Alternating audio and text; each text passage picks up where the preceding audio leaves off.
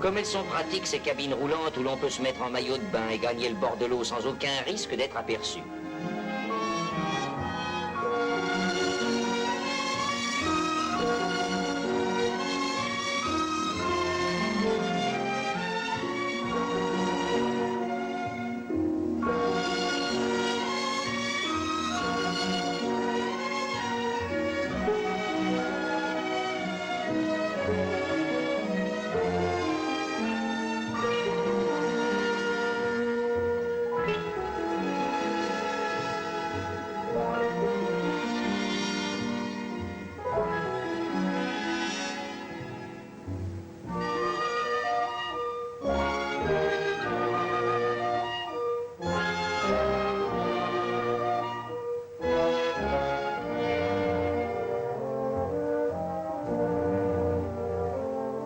La journée n'est pas finie cependant pour les marins, pour tous ceux qui vivent là, même l'hiver, même quand il n'y a pas de train de plaisir.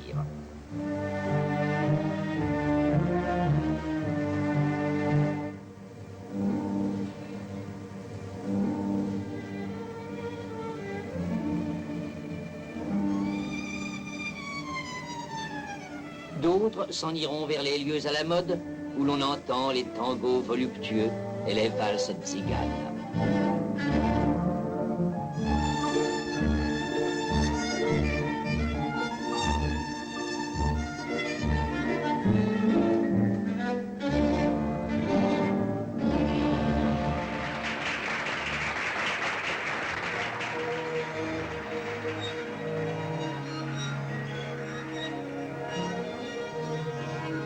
Mais plus bouleversante encore, la danse nouvelle, inspirée du vol de l'aéroplane, l'aéronette, trouble les spectatrices plus encore qu'elles ne veulent se l'avouer.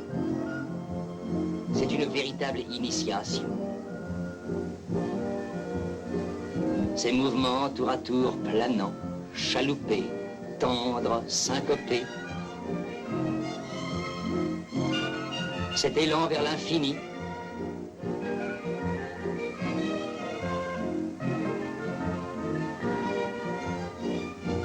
Puis peu à peu ce glissement en souplesse, jusqu'à l'atterrissage, en quelque chose de moderne et de si surprenant. Atterrissage. La danse finie, on connaît un long moment d'extase.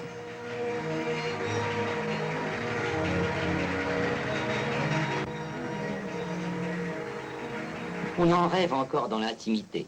Mais ne préférez-vous pas un de ces airs langoureux, un de ces solos d'instruments à cordes qu'on écoute au concert? Musique qui évoque des souvenirs, qui portent au cœur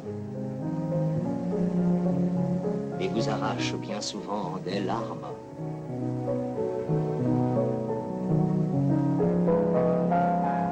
Mais les musiques à la mode ne sont pas toujours, Dieu merci, aussi déchirantes. Au Moulin Rouge, les successeurs de la Goulue de Valentin le Désossé règlent et dansent le French Cancan de renommée mondiale, le Cakewalk et quelques-unes de ces féeries dont la vogue n'a pas cessé depuis le Second Empire.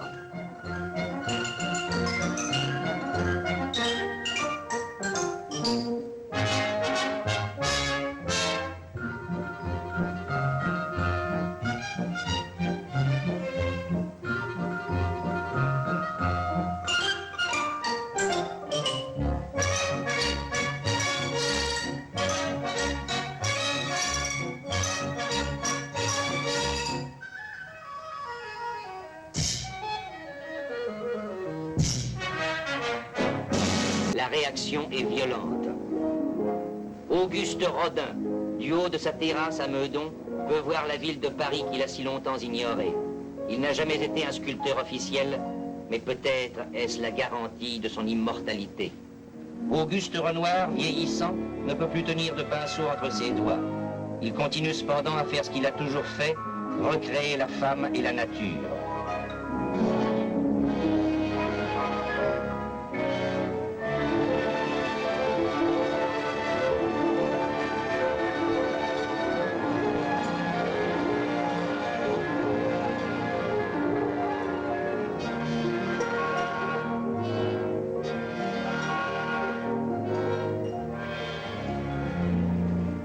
À À Giverny, Claude Monet devant ses nymphéas. L'impressionnisme a scandalisé les critiques et le public s'est d'abord détourné de ces tableaux étranges avec ironie.